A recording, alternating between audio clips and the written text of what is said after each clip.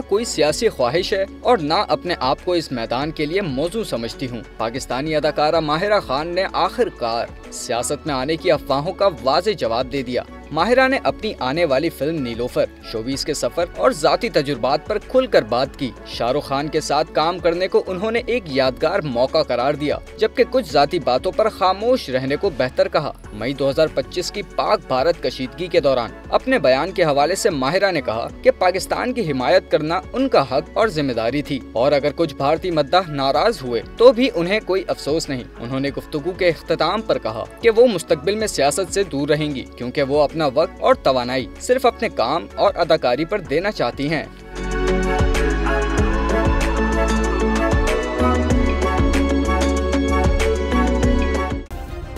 Subscribe करें और bell दबाएं ताकि कोई खबर रह न जाए।